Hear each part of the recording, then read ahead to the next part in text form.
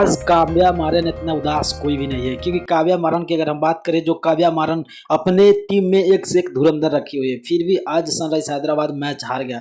मगर हारने का कारण देखो, पहले भी बताया था कि इस मैच में अगर आप 190 रन या 110 रन 120 रन बना रहे हो या 180 रन बना रहे हो तो भाई आप ये मैच जीत नहीं सकते हो। अगर आपको जीतना है तो कम से कम आपको 230 या 240 या 260 से ऊपर बनाना पड़ेगा, तब आप मैच जीत सकते हो। आज मैं बात करूं काव्या मारन का और ईशान किशन, जो ईशान किशन को भाई आज ऑलराउंडर बनाने की कोशिश किया गया। वही ईशान किशन की अगर हम बात करें, ईशान किशन का, जो ईशान किशन ने इससे पिछले मैच में यानी कि शतक मारा था, यानी कि जो बंदा शतक ठोका था वो बंदा सिर्फ एक रन भी नहीं बनाया और जीरो पर आउट हो गया। इतना ही नहीं, बात करूं ईशान किशन का बैटिंग का लाइन तो आज बहुत खराब था। शायद आज का बैटिंग का बात करें भाई, सनराइज हैदराबाद का तो एक भी प्लेयर नहीं अच्छा परफॉर्म किया, यानी कि एक ने 47 रन बनाया और 32-33 जैसे कर करके 190 रन का टारगेट दिया गया। मगर आज का परफॉर्म देखा जाए, अगर बॉलर का परफॉर्म दिया जाए तो बहुत खराब था। शायद इसी वजह से काव्या मारन की टीम मैच हार गई, सनराइज मैच हार गया। मगर शायद आने वाला दिन में दूसरा मैच आएगा तो भाई वो मैच नहीं हार पाएगा। आप लोग क्या सोचते हैं इसके बारे में, आप छोटा सा कमेंट कर देना। अगर नए हो तो चैनल को सब्सक्राइब कर लाइक कर देना। बाय, मिलता हूँ नेक्स्ट वीडियो में।